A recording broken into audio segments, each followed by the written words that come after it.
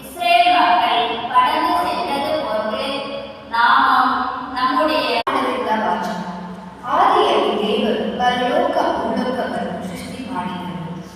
ಭೂಮಿ ನಿರಾಕಾರವಾಗಿಯೂ ಮರುಳಾಗಿಯೂ ಇತ್ತು. ಆದಿಸಾಗರದ ಮೇಲೆ ಖಗಗಳು ಕವಿದಿತ್ತು. ದೇವರಾತ್ಮ ಜಲರಾಶಿಯ ಮೇಲೆ ಚಲಿಸುತ್ತಿತ್ತು. ಆಗ ದೇವರು ಬೆಳಕಾಗಲು ಎನ್ನೆಂದು ಬೆಳಕಾಯಿತು. ದೇವರ ಕಣ್ಣಿಗೆ ಅದು ಚೆನ್ನಾಗಿ ಕಂಡಿತು.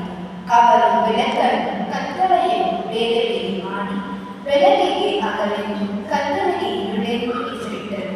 ಹೀಗೆ ಬಯಲು ಬೆಳಕು ಆಗಿ ಮೊದಲನೆಯ ದಿನ ಆಯಿತು. ಬಳಿಕ ದೇವರು ಜಲರಾಶಿಯ ನಡುವೆ ವಿಸ್ತಾರವಾದ ಒಂದು ಗುಮ್ಮಟವು ಉಂಟಾಗಲಿ, ಅದು ಕೆಳಗಿನ ನೀರನ್ನು ಮೇಲಿನ ನೀರನ್ನು ಬೇರೆ ಬೇರೆ ಮಾಡಲಿ ಎಂದರು. ಹಾಗೆಯೇ ಆಯಿತು. ಹೀಗೆ ದೇವರು ವಿಸ್ತಾರವಾದ ಗುಮ್ಮಟವೊಂದನ್ನು ಮಾಡಿ ಕೆಳಗಿನ ನೀರನ್ನು ಮೇಲಿನ ನೀರಿನಿಂದ ವಿಂಗಡಿಸಿದರು.